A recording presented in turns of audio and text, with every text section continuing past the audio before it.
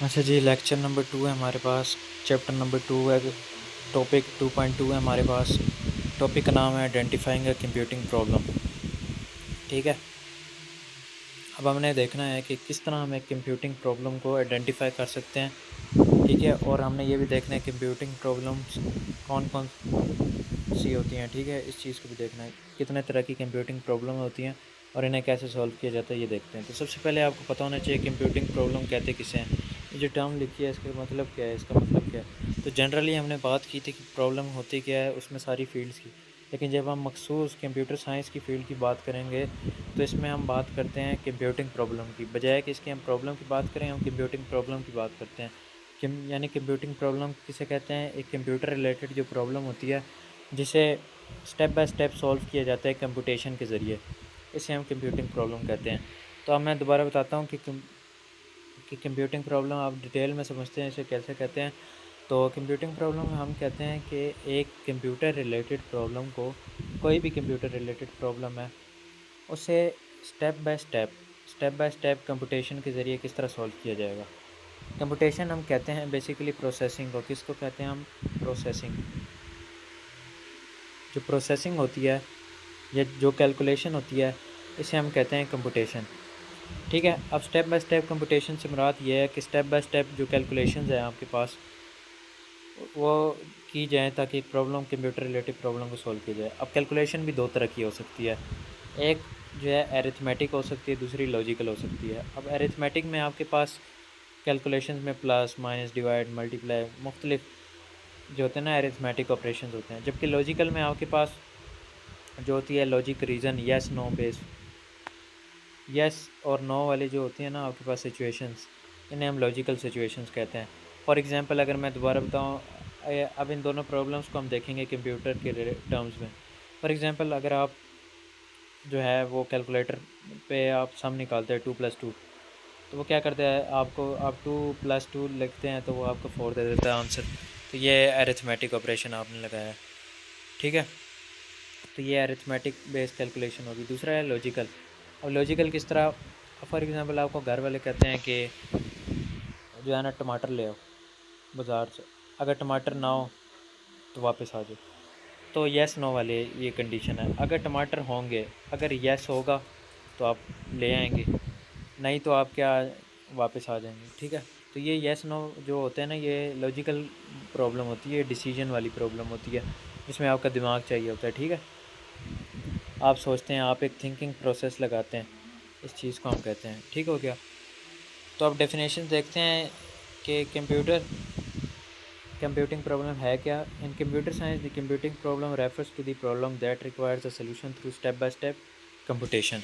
तो आप समझ आ गया, एक स्टेप बाय स्टेप प्रोसेस अपनाया जाता है इस प्रॉब्लम को सॉल्व करने का। फॉर एग्जांपल अगर आप चाय बनाने जा रहे हैं, बर्तन रखेंगे, चूल्हा रखेंगे, पानी डालेंगे।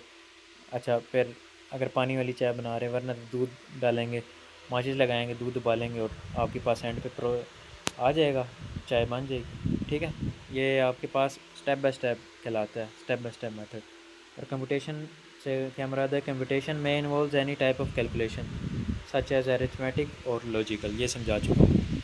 अब याद रखना, हर कंप्यूटिंग प्रॉब्लम, हर कंप्यूटर रिलेटेड प्रॉब्लम जो होती है ना, उसके पास दो चीज़ें होती हैं, एक इनपुट होती है, एक आउटपुट होती है, प्रोसेसिंग भी होती है। अच्छा, द कंप्यूटेशनल प्रॉब्लम में have input end result output. ज़ाहिर है कंप्यूटर रिलेटेड प्रॉब्लम जो है इसके पास इनपुट होती है और रिज़ल्ट में आपको क्या मिलती है, आउटपुट मिलती है। तो ये कंप्यूटेशनल प्रॉब्लम होती है। ठीक हो गया। अब हम बात करते हैं टाइप्स क्या हैं, कंप्यूटिंग प्रॉब्लम्स की कितनी टाइप्स हैं। अच्छा, अब बात करते हैं टाइप्स की। कोई भी कंप्यूटिंग प्रॉब्लम है, ये तीन तरह से पाई जाती हैं। इनकी तीन टाइप होती हैं। पहली होती है डिसीजन प्रॉब्लम, दूसरी होती है सर्च प्रॉब्लम, तीसरी होती है काउंटिंग प्रॉब्लम्स।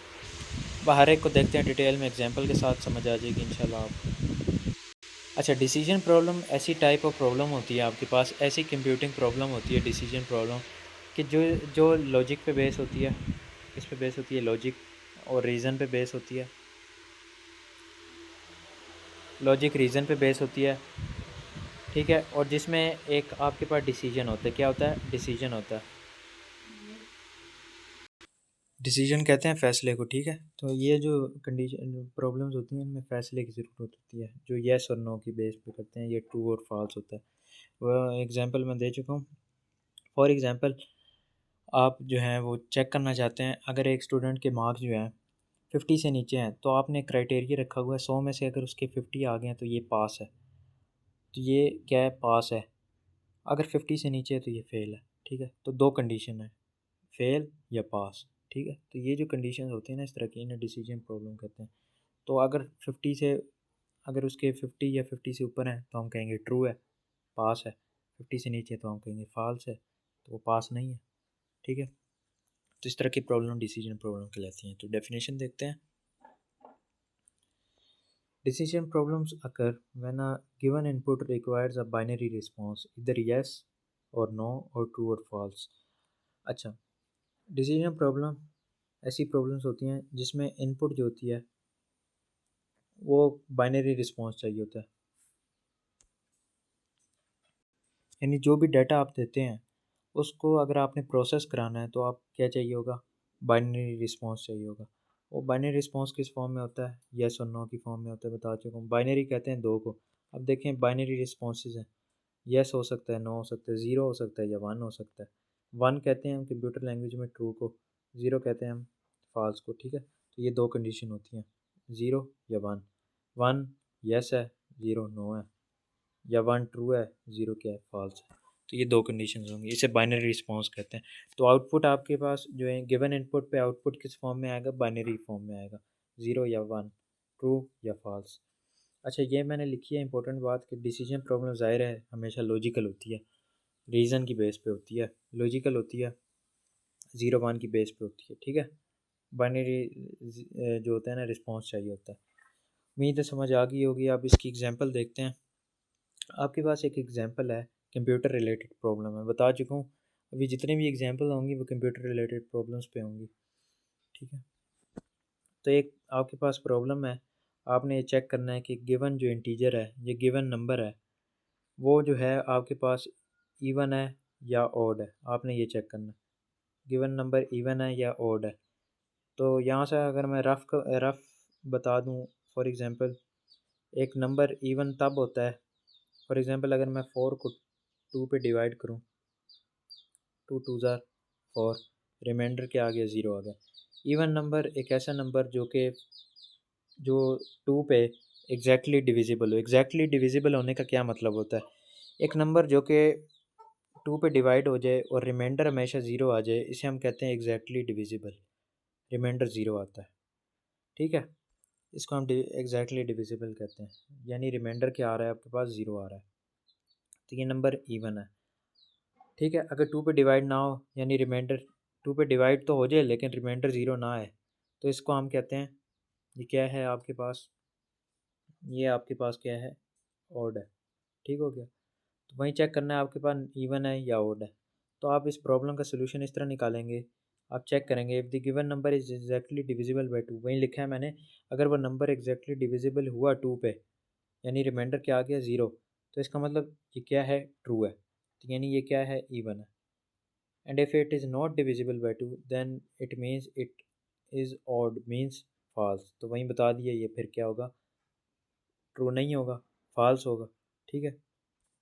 तो वही मैंने बताया, then it is even, even का मतलब क्या, ट्रू है। और अगर जो है डिविजिबल ना हुआ, रिमाइंडर ज़ीरो ना आया, तो यानी ये फॉल्स है, ठीक हो गया। तो उम्मीद है समझ आ गई होगी। मूव करते हैं नेक्स्ट प्रॉब्लम की तरफ। इससे पहले एक फ़िगर देख लें डिसीजन प्रॉब्लम की। ये आपके पास एक फ़िगर है जिसमें आपने इनपुट दी है, एल्गोरिथम के पास गई है आपके पास इनपुट, इनपुट आपने दी एल्गोरिथम को। एल्गोरिथम से मुराद क्या है आपके पास, स्टेप बाय स्टेप मेथड। तो उसने आपको आउटपुट में क्या दिया है, डिसीजन प्रॉब्लम, येस या नो। येस का मतलब क्या होता है, ट्रू यानी वन, और ज़ीरो का मतलब है फॉल्स यानी ज़ीरो, नो का मतलब ज़ीरो, ठीक है। समझ आ गई होगी फिगर के लिहाज। अब चलते हैं नेक्स्ट तरह की जो प्रॉब्लम होती हैं इन्हें हम कहते हैं सर्च प्रॉब्लम। ये ऐसी प्रॉब्लम होती हैं जिसमें जो आपके पास जो होते हैं ना इनपुट्स, वो नोड्स की फॉर्म में होती हैं, वो इंटरकनेक्टेड होती हैं। वो जो इनपुट्स होती हैं वो आपस में कनेक्टेड होती हैं। और ये एक ऐसी प्रॉब्लम होती है जिसमें हम ना कुछ सेट ऑफ ऑब्जेक्ट्स में, यानी सेट ऑफ नोड्स में हमने सर्च करना होता है एक सोल्यूशन को। ठीक है, सर्च प्रॉब्लम एक ऐसी प्रॉब्लम होती है जिसमें मल्टीपल जो होते हैं आपके पास इनपुट्स होती हैं, और आपने क्या करना होता है, बहुत से ऑब्जेक्ट्स होते हैं, सेट ऑफ ऑब्जेक्ट्स होते हैं, आपने उसमें से अपना सोल्यूशन जो होता है वो सर्च करना होता है। इस चीज़ को आप क्या कहते हैं, सर्च प्रॉब्लम कहते हैं। एग्जांपल दूंगा, नहायत आसान है, ठीक है, आपको समझ आ जाएगी। तो सर्च प्रॉब्लम एक ऐसी प्रॉब्लम जिसमें हमें सर्च करना होता है अपने सोल्यूशन को सेट ऑफ ऑब्जेक्ट्स के बीच में, मल्टीपल ऑब्जेक्ट्स के बीच में अपने सोल्यूशन को सर्च करना होता है। सर्च प्रॉब्लम अब आप बताते हैं। अच्छा, इस तरह की जो सर्च प्रॉब्लम होती हैं ये नहायत कॉम्प्लेक्स होती हैं, और इनको सॉल्व करने के लिए आपके पास ग्राफ्स का इस्तेमाल किया जाता है। अब ये वो ग्राफ नहीं है कि एक्स एक्सिस वाई एक्सिस, ये वो वाले ग्राफ नहीं होते। ये ग्राफ एक तरह से डाटा स्ट्रक्चर होता है। ये हाई लेवल पे इस्तेमाल होता है। जब आप सेकंड ईयर में आएंगे आप समझ जाएंगे ग्राफ क्या होता है। ग्राफ जो होता है ये एक ऐसा डाटा स्ट्रक्चर होता है जो कॉम्प्लेक्स रिलेशनशिप के बीच में जो होता है ना, कॉम्प्लेक्स रिलेशनशिप जो होते हैं ना वो ग्राफ्स की फॉर्म में रिप्रेजेंट किए जाते हैं। ठीक है, इस तरह की प्रॉब्लम्स को सॉल्व करना होता है ना जब आपने, तो आप ग्राफ्स की मदद लेते हैं। अब जो these complex type of problem are solve using graphs बता चुका हूँ। हर एलिमेंट को आप नोड कहते हैं। क्या कहते हैं? नोड कहते हैं। नोड, और जो कि आपस में क्या होते हैं, कनेक्टेड होते हैं। ठीक हो गया, फिगर में दिखाऊंगा आपको समझ आ जाएंगे। अच्छा, तीन की टर्म्स होती हैं यहाँ पे, याद रखनी है। तीन तरह की टर्म्स जो है ना वो इस्तेमाल होंगी। जो सर्चिंग प्रॉब्लम है ना उसे अगर आपने सॉल्व करना है तो इन तीन टर्म्स का आपको पता होना चाहिए। पहला होता है इनिशियल स्टेट। आपने चूंकि अपने सोल्यूशन को आपने मल्टीपल ऑब्जेक्ट्स के बीच में, मल्टीपल नोड्स के बीच में आपने ढूंढना है, तो आप क्या करते हैं, पहली होती है इनिशियल स्टेट। इनिशियल स्टेट वो स्टेट होती है, वो इनिशियल पोजीशन होता है जैसे जहाँ से आप क्या लेते हैं, स्टार्ट लेते हैं, जहाँ से आप अपनी सर्चिंग को स्टार्ट करते हैं। The node from where the search starts, ये वो नोड है जहाँ से सर्चिंग क्या होती है, स्टार्ट होती है। इसे हम इनिशियल स्टेट कहते हैं। फिर आता है ऑपरेशंस। ऑपरेशन कहते हैं आप एक नोड से दूसरी नोड की तरफ मूव करना, या एक नोड से अपनी टारगेट नोड की तरफ मूव करने के जो प्रोसेस होता है इसे ऑपरेशन कहते हैं। यानी कि आप एक नोड से अगर दूसरी नोड की तरफ जाना है ना, तो ये मूव करने के अमल को हम क्या कहते हैं, ऑपरेशन कहते हैं। तो अब हो सकता है आप अगर इस नोड की तरफ जाना चाहते हैं तो आप पहले इससे इसकी तरफ जाएं, फिर इससे इसकी तरफ जाएं। ठीक है, यहाँ का रास्ता फॉर एग्जांपल आपके पास यहाँ का रास्ता जो है वो अगर ना हो ठीक है, यहाँ का रास्ता नहीं है, आप सीधा यहाँ पे जाए, यहाँ पे गए, यहाँ का रास्ता आपके पास नहीं है। ठीक है, तो ये ऑपरेशन है आपके पास। आप एक नोड से दूसरे पे गए, फिर दूसरे से तीसरे पे गए, तो यानी ये मूव करने के जो प्रोसेस होता है इसे हम ऑपरेशन कहते हैं। अगला क्या है, गोल। गोल कहते हैं जिस नोड की तरफ आप जाना चाहते हैं। It represent the targeted node where to reach, यानी वो टारगेटेड नोड, वो टारगेट एलिमेंट जिसकी तरफ आप पहुंचना चाहते हैं, इसे हम क्या कहते हैं, गोल कहते हैं। बेहतरीन एग्जांपल देते हैं आपको, आपको समझ आ जाएगी। एक एग्जांपल है for example route finding problem. आपको मुजतबा अगर छोड़ दिया जाए, आपको अगर छोड़ दिया जाए स्कूल से बाहर, और अब आपको कहा जाए यार अब आप अपने घर जाओ, आपको रास्ता दे दिया। अब आपने मल्टीपल आपके रास्ते पता हैं, आपने अब आपको पता है कि आपने कौन सा रास्ता चूज़ करना है। अपने ना आपने क्या करना है, अपने आप स्कूल से जाना है होम की तरफ। अब मल्टीपल आपके पास ऑप्शंस होंगे, यार मैं गाड़ी लेके जाऊँ, बाइक लेके जाऊँ, दोस्त के साथ जाऊँ, पैदल जाऊँ। तो मल्टीपल सिचुएशंस है, आपको इन सब से गुजर के अपने घर की तरफ जाना है। ठीक है, तो आप क्या करेंगे, रूट सेलेक्ट करेंगे। रूट कहते हैं रास्ते को। आप अपना रास्ता सेलेक्ट करेंगे और वहाँ से आप अपने होम की तरफ चले जाएंगे। तो ये जो आप यहाँ से यहाँ तक मूव करते हुए गए, ये क्या है, ऑपरेशन है। कौन सी आपने गाड़ी चूज़ की, ये वो चूज़ की, ये तमाम चीज़ें ऑपरेशन में आ जाती हैं। इसके बाद इनिशियल स्टेट, यहाँ पे क्या है, आपके पास स्कूल है, यहाँ से आपने स्टार्ट लिया है। होम क्या है, आपके पास गोल है। तो अब आपको ये की टर्म समझ आ गई होंगी। अब एग्जांपल है it is a search problem, तो वही मैंने बताया। अगर आपने ये अब इस एग्जांपल में आपने क्या किया है वो तो मैंने आपको एग्जांपल दे दी थी। अब यहाँ पे एक एग्जांपल है, आपने क्या करना है, अपनी जो सिटी, फॉर एग्जांपल आपके पास एक सिटी एस है, आपने सिटी एस से जाना है सिटी टी की तरफ। एस से जाना है आपने टी की तरफ, सिटी एस से जाना है किसी और सिटी टी की तरफ। तो मल्टीपल बीच में सिटीज़ आएंगी, तो आप उन सब से गुजर के अपनी डिज़ायर्ड सिटी पे, अपनी जो मेन लोकेशन है आप उस पर पहुँच जाएंगे। ठीक है, तो ये क्या है, एक सर्च प्रॉब्लम है जहाँ पे आपने क्या करना है, अपनी टारगेट डेस्टिनेशन सिटी टी पे पहुँचना है। तो इसका सोल्यूशन क्या होगा, ये तो प्रॉब्लम होगी। अब इसका सोल्यूशन क्या है, start from initial location which is city S. अपनी इनिशियल स्टेट से शुरू करें जो कि सिटी एस है, आपको पता है, और दूसरी सिटी टी की तरफ जाएं। तो मैंने बताया जो इतने भी ऑब्जेक्ट्स होते हैं ना आपके पास, वो क्या कहलाते हैं, नोड कहलाते हैं। By moving through various cities, ज़ाहिर है आप मल्टीपल सिटी से गुजर के जाएंगे। आप फॉर एग्जांपल अपने गांव जाते हैं तो मल्टीपल बीच में शहर आ जाते हैं ना, ठीक है, तो ये शहर क्या है आपके पास, ये नोड्स हैं, और ये तमाम चीज़ें आपस में क्या हैं, इंटरकनेक्टेड हैं ये तमाम चीज़ें। आप जो गेम खेलते हैं ना, आप फ्री फायर खेलते हैं, उसमें आपको मैप शो होता है। फ्री फायर खेलते हैं, GTA वाई सिटी खेलते हैं, तो इनमें मैप्स होते हैं। ये जो मैप्स होते हैं ना, ये भी ग्राफ पे मुश्तमिल होते हैं। आप किसी सॉफ्टवेयर इंजीनियर से पूछिए इस पे कौन से आपने ऑपरेशन लगाए, वो कहेंगे ग्राफ लगाए हमें। हमें पता है ये ग्राफ जो है ये इस्तेमाल होते हैं इस तरह की चीज़ों को इस्टेब्लिश करने के लिए, क्योंकि ये कॉम्प्लेक्स रिलेशनशिप होता है। तो ये रियल लाइफ में बड़ा यूज़ होता है ग्राफ्स का कॉन्सेप्ट, आपको पता होना चाहिए। इसके अलावा जो आपके पास गूगल मैप्स होते हैं ना, अगर आप गूगल मैप्स पे देखें तो तमाम सिटीज़ आपस में कनेक्टेड है। तो वहाँ पे आपको पता होगा रास्ते भी बने होते हैं, यार ये रास्ता इधर को जा रहा है, ये सरगोदा का रास्ता, ये बलवाल का, ये शाहपुरा का है, ये वो जगह जगह के रास्ते हैं, ठीक है। तो ये आपस में आपको पता होगा कनेक्टेड होते हैं। वो क्या यूज़ करता है, वो ग्राफ का कॉन्सेप्ट यूज़ करता है। जब आप एक लोकेशन से दूसरी लोकेशन के ऊपर सर्च कर रहे होते हैं तो वो आपको बता देता है, ठीक है, ये कॉन्सेप्ट होता है। तो मैं आपको फिगर दिखा देता हूँ, आपको समझ आ जाएगी। तो ये आपके पास सिटी एस थी, ये वाली, तो ये सिटी एस है, आपने यहाँ से स्टार्ट लिया। ये मल्टीपल सिटीज़ हैं, BGH CAD, ये तमाम सिटीज़ हैं जिससे आप गुजर के जाएंगे। यहाँ से फॉर एग्जांपल आप गुजर के गए, ये टी आ गया, यहाँ से भी जा सकते हैं, यहाँ से भी होके जा सकते हैं। तो मल्टीपल पाथवेज हैं आपके पास। तो ये आपके पास क्या है, टारगेट एलिमेंट है। तो उम्मीद है समझ आ गई होगी। ये था आपके पास रूट फाइंडिंग प्रॉब्लम। अगली नेक्स्ट आखिरी प्रॉब्लम की तरफ चलते हैं, ठीक है। अच्छा, अगला है आपके पास काउंटिंग प्रॉब्लम। अब ये मैंने जब काउंटिंग प्रॉब्लम बोला है, आपके जहन में आया होगा यार इसमें कैलकुलेशन होगी, प्लस माइनस होगा। नहीं, इसमें प्लस माइनस वगैरह तो नहीं होंगे, लेकिन ये सिंपल काउंटिंग प्रॉब्लम होगी, ठीक है। 1 2 3 वाली काउंटिंग प्रॉब्लम है। अब काउंटिंग प्रॉब्लम भी एक ऐसी टाइप ऑफ प्रॉब्लम होती है कि जिसमें बेसिकली आपके पास क्या होता है, कॉम्बिनेशंस का इस्तेमाल होता है, सिलेक्शंस का इस्तेमाल होता है। यानी ऐसी प्रॉब्लम आपको लाइफ में, फॉर एग्जांपल आपके पास ऐसी प्रॉब्लम आई होगी, फॉर एग्जांपल अगर आप किसी की शादी पे जा रहे हैं, आपके पास, आपने अलमारी खोली, आपके पास 3 ड्रेस हैं, आपके पास 3 ड्रेस हैं, और नीचे आपके पास 3 जो है, फॉर एग्जांपल अगर आप 3 पीस पहन रहे हैं, आपके पास 3 पैंट्स हैं। अब आपको कन्फ्यूजन हो रही है, यार मैं 3 पैंट्स जो हैं वो अब मैंने पहननी है। आप जो हैं वो कहते हैं यार मेरे पास टोटल कितने वेज़ हैं, कितने ऐसे तरीके हैं कि मैं इन 3 पैंट्स के ऊपर ना ये 2 अपने जो है ना अपर पहन सकता हूँ। अपना जो है ना ऊपर जो है ना 2 पीस जो है अपना, यानी कोट और टाई जो है मेरे पास, जो कोट और टाई है वो मैं इन 3 पैंट्स पे किस तरह मैं पहन सकता हूँ, कितने तरीके होंगे मेरे पास। तो आप क्या करते हैं, आपके पास टोटल कितने हैं आपके पास आपके पास 2 कोट, यानी 2 पीस आपके पास 2 हैं। 2 पीस से मुराद होता है एक कोट और एक टाई मिल के 2 पीस बनता है। और आपके पास ट्राउज़र कितने हैं, 3 हैं। तो आप क्या, आपने अगर निकालना है ना तरीके, कितने तरीक़ों से मैं पहन सकता हूँ, तो आपके पास आप क्या करेंगे, सिंपली 2 को 3 से मल्टीप्लाई कर देंगे, आपके पास 6 तरीके आ जाएंगे। 6 तरीक़ों से आप कर सकते हैं। अब 6 तरीक़ों से क्या मुराद, अब मैं बताता हूँ। फॉर एग्ज़ाम्पल आपके पास ये ब्लू जो था वो क्या था, आपके पास एक ब्लू है, एक आपके पास क्या है, वाइट है फॉर एग्ज़ाम्पल, जो है आपके पास कोट और टाई है। यहाँ पे भी टाई भी लगा देता हूँ, कोट और टाई 2 हैं।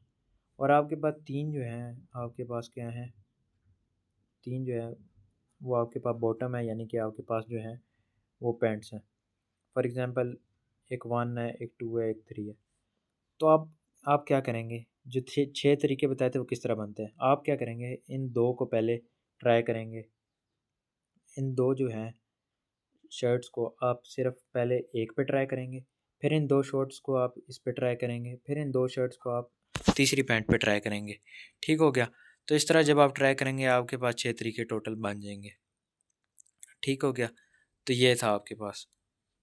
उम्मीद है समझ आ गई होगी। इस तरह होती हैं काउंटिंग प्रॉब्लम्स। आगे है मुझे यही एग्जांपल आएगी, मैं आपको वहाँ पे भी समझा दूंगा। ठीक है। तो इस तरह ये 6 तरीके बन जाते हैं। अब हम बात करते हैं काउंटिंग प्रॉब्लम्स क्या होती हैं। Counting problems work upon the principle, किस प्रिंसिपल पे वर्क करते हैं, इवेंट्स पे काम करते हैं ये। फॉर एग्जांपल अगर आपके पास एक इवेंट है आपके पास जिसके पास ए नंबर ऑफ़ चॉइसेस हैं, जिसमें आपके पास ए चॉइसेस हैं और एक दूसरा इवेंट है जिसमें बी चॉइसेस हैं। तो number of possible unique combinations क्या होंगे? ए क्रॉस बी।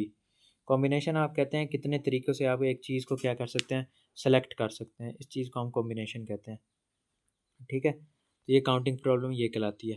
इसमें चॉइसेस होती हैं, एक चॉइस अगर ए है, दूसरी बी है, तो टोटल नंबर ऑफ़ चॉइसेस किसके इक्वल हो जाएंगी? ए क्रॉस बी, ठीक है? अब एग्ज़ाम्पल की तरफ चलते हैं। फॉर एग्ज़ाम्पल आपके पास जो हैं 5 टी-शर्ट्स हैं, 3 ट्राउज़र हैं। आपने सेलेक्ट करना है कि कितने यूनिक, इतने कौन से ऐसे तरीके बनते हैं, मेरे पास कितने ऐसे तरीके बनते हैं कि मैं यूनिकली जो है वो फाइंड कर सकूं वे इस ड्रेस को पहनने के लिए। तो टोटल नंबर ऑफ़ आपने ड्रेसेस फाइंड करने हैं। कितने आपके पास टोटल नंबर ऑफ़ ड्रेसेस बनते हैं, जिन्हें आप कितने ऐसे तरीके हैं इन ड्रेसेस को पहनने के, आपके पास निकल आएँगे। तो एग्ज़ाम्पल देखते हैं, यहाँ एक फ़िगर है, ये आपके पास डायग्राम है, ठीक है? तो आपके पास क्या है, 5 टी-शर्ट्स हैं, 1 2 3 4 5 टी-शर्ट्स हो गया, ठीक हो गया। और 3 आपके पास पैंट्स हैं, मुख्तलिफ़ कलर्स की हैं। तो मैंने बताया था अब ये 5 टी-शर्ट्स हैं, 3 जो हैं आपके पास ट्राउज़र है, तो आप क्या करेंगे, 5 को 3 से मल्टीप्लाई कर देंगे, आपके पास 15 तरीके आ जाएँगे। तो यानी इसका क्या मतलब हुआ, पहले एक पैंट पे आप ये सारी शर्ट्स जो हैं वो ट्राई करेंगे इस पैंट पे, फिर आप क्या करेंगे, दूसरी पैंट लेंगे, उस पे ये तमाम शर्ट्स ट्राई करेंगे, फिर तीसरी पैंट पे तमाम शर्ट ट्राई करेंगे। तो टोटल नंबर ऑफ़ वेज़ आपके पास 15 ही आ जाएँगे। रफ़ली अगर मैं करके दिखाऊँ, तो पहले आप इस शर्ट को ज़ाहिर है इस पे ट्राई करेंगे, फिर इसको इस पे करेंगे, इसको इस पे करेंगे, इसको इस पे करेंगे, इसको इस पे करेंगे। तो ये 5 तरीके आ गए। बिल्कुल इस तरह इसको इस पे करेंगे, फिर ये फिर इसके भी 5, इसके भी 5, तो टोटल 3 है। 5 को 3 पे मल्टीप्लाई कर दो तो कितने तरीके आ गए, 15 आ गए। तो ये यही किया इन्होंने। तो उन्होंने क्या किया, तमाम शर्ट को एक सेट में बना दिए, इसको इस सेट में बना दिए, इसको इस सेट में बना दिए। तो यानी आपके पास यहाँ पे 2 इवेंट कौन से थे?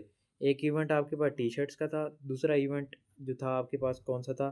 ट्राउज़र का था। तो 2 इवेंट थे, दोनों की नंबर ऑफ़ चॉइसेस को, दोनों को आपने, दोनों की जो नंबरिंग थी आपने उसको मल्टीप्लाई किया, आपके पास नंबर ऑफ़ वेज़ आ गए, कितने तरीक़ों से आप इसको यूनिक तरीक़ों से आप पहन सकते हैं, ठीक है?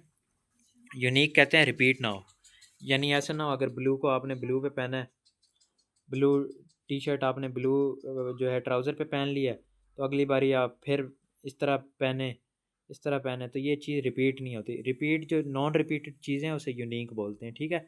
यानी जो चीज़ रिपीट ना हो उसे क्या बोलते हैं? यूनिक बोलते हैं। तो यानी रिपीट नहीं होना चाहिए, रिपीट बिल्कुल नहीं होता, ठीक है, कॉम्बिनेशन में। अब बात करते हैं एग्जांपल की, पढ़ा देता हूँ आपको कि काउंटिंग प्रॉब्लम क्या है। ये काउंटिंग प्रॉब्लम थी जो हमने देखी है। It is a counting problem where we have to find possible unique combination. Combination का दूसरा नाम क्या? Selection of dresses from given 5 T shirts 3 trousers. यानी 5 टी-शर्ट थी आपके पास, 3 ट्राउज़र थी। तो मैं बताता हूँ इसका सोल्यूशन कैसे निकालेंगे। तो एक इवेंट आपके पास क्या है? टी-शर्ट्स है, दूसरा क्या है? ट्राउज़र है। तो टोटल नंबर ऑफ़ सिलेक्शन किस तरह आएंगी? आप 5 को 3 से मल्टीप्लाई कर देंगे,